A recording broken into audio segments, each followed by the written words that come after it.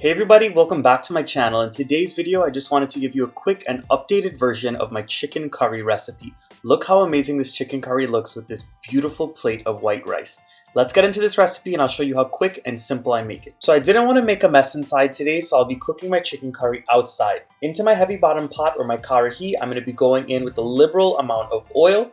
And once that oil starts to heat up, I'm going to be going in with my curry paste. So my curry paste really just consists of some curry powder, some masala, some roasted ground cumin or geera, as well as some crushed garlic. I will be adding in some pepper later. So all we're going to do is chunkate these spices and allow everything to fry up very well into that hot oil for about 5 to 6 minutes. And as soon as you get your curry paste into the hot oil, you want to go ahead and salt it very well. The reason why I do this is to start building up the flavors and getting a nice tasty chicken curry for the end product. We're going to keep on stirring this around and allow it to cook down more until it dries up a bit more. So it's been 6 minutes at this point, and as you all can see, the curry mixture has dried up more.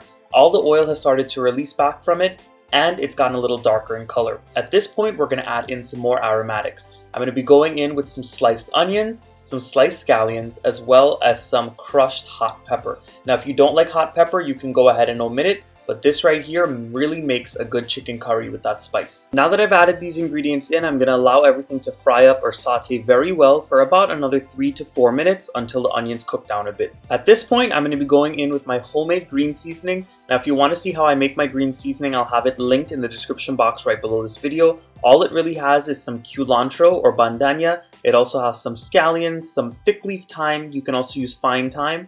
And it has a little bit of pepper and pimento peppers in it. It's all blended up with lots of garlic and a little bit of water, and that's how I make it. After about another 3 to 4 minutes, you're going to see that curry mixture really starts to stick and catch at the bottom of the pot. That's how you know it is properly cooked and you are ready to add in your chicken. Now this is just washed chicken. It's a whole chicken that I'm using today. I removed most of the skin, I removed all of the extra fat and washed it up very well, and I drained it.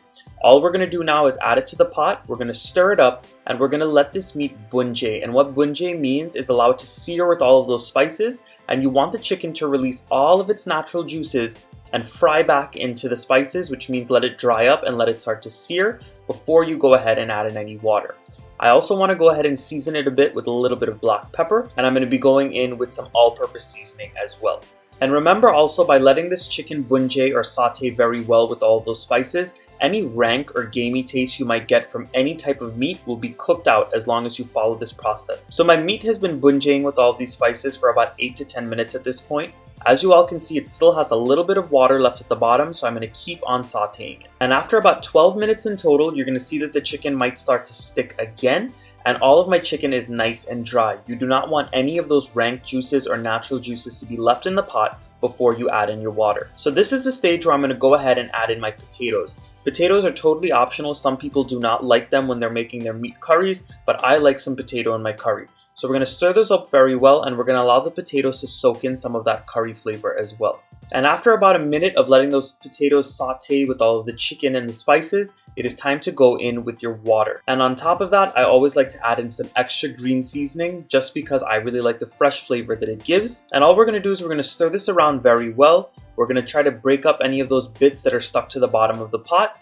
And once it comes to a boil, you can lower the heat and you can cover it. And we're going to allow this to simmer for about 15 to 20 minutes or until those potatoes are nice and tender. So it's been about 15 minutes at this point, and this is what my chicken curry is looking like. As you all can see, the gravy has come together very well. My potatoes are cooking down nicely, and my chicken is cooked to perfection. If you look closely at the chicken, you're going to see a couple brown marks on it. That's because we bunjayed it so well in the beginning, and we really let it sear and take its time with all of those spices. That's exactly what you want.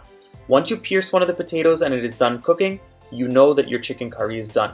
Give it a taste for any seasonings you might want to adjust, and you're ready to eat. I'm just giving it a final touch here with some freshly chopped scallions, and it's ready to serve. I recommend serving this hot with a nice hot clapped oil roti or a plate of steamed white rice. I hope you all enjoyed this video today. Give it a thumbs up, subscribe to my channel if you're not subscribed yet, and go ahead and drop those comments down below and let me know what you'd like to see next.